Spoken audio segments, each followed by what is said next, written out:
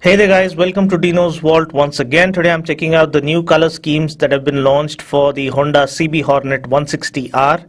Looks like Honda is celebrating the success of not only their all-new Street Fighter, but also their success in one segment where they were deprived of all the attention so far. Yes, we had the Dazzler and the Trigger, and though they were decent propositions, they couldn't really garner all the attention they were supposed to, especially against the likes of FZ and Jigsaw. While all Honda fanboys, including me, were praying for the stunning CX-1 concept showcased at 2014 Auto Expo to take shape soon, it wasn't until late last year that we got the Hornet 160R. It is indeed something special for Honda Two-Wheelers India because it is the first motorcycle to be completely conceptualized and built by the Honda R&D team here in India. Though the Hornet doesn't exactly resemble the concept, we can clearly relate to it as the production variant of the CX-1 concept. Also, the Hornet was long due from Honda because all of us Honda fans here in India were looking for a proper, muscular and powerful street fighter from one of the top manufacturers in the two-wheeler market here. When I rode the Hornet for the first time, I was mightily impressed. You can watch that first ride video by clicking on the link appearing on the screen right now. I knew very well back then that it was only a matter of time before it would win the love and trust of people across our nation. Now when I look around, I see quite a number of Hornets on the road, and why not? It is a stunning motorcycle that offers great road presence, packs in more than adequate power, offers decent mileage and is competitively priced as well. Now, celebrating the success of the Hornet 160R, Honda have launched two new special edition color schemes, namely Striking Green, which looks nice and funky. Then we have Mars Orange, which also looks radical and eye-catchy. Now the base color for both these bikes is matte grey, and even the body graphics is similar. It's only that one gets green accents and the other gets orange accents. These two new special edition variants cost around ₹1,000 more than the standard one. Also, for those who aren't aware, the CBS variant gets front and rear petal discs by default, whereas the standard variant only gets a single petal disc up front. The price difference between the single disc and double disc CBS variant is around ₹4,500. Also, for those who aren't aware, CBS stands for Combi or Combined Brake System. Now please don't confuse this with ABS, which functions completely differently. What CBS basically does is that even if you end up using only the rear brake or only the front brake, the system automatically engages the other brake. This results in faster deceleration, and also it prevents a nosedive, a wheel lockup or skidding to some degree. Now with all the basic explanation out of the way, let's take a look at its design. I personally like the way the bike has come out. It looks bigger, more muscular, more modern, and also looks fresh because it's the newest kid on the block. The aggro headlamp up front looks aggressive and striking. Then I like the unique 5 split spoke alloy wheel design that makes the bike stand out in the segment. These new special edition variants also get the racy rim stripes that further underscore the bike's sporty character.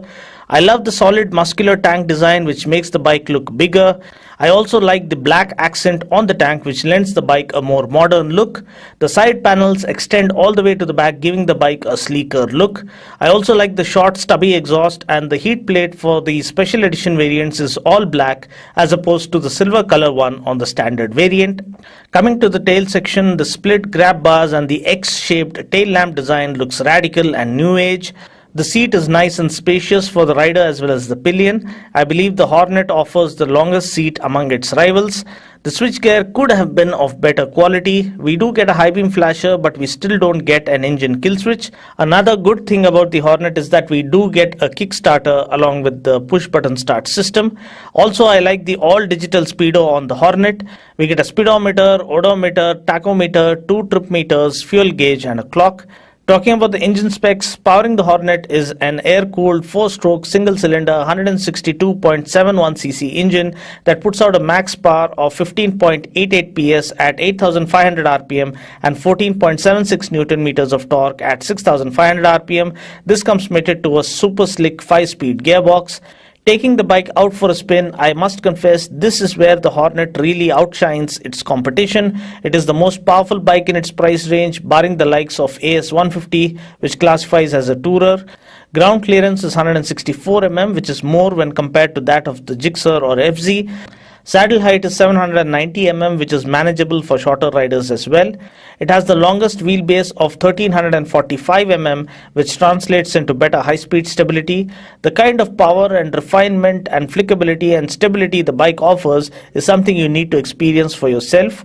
It feels like a higher segment bike rather than a 160cc bike.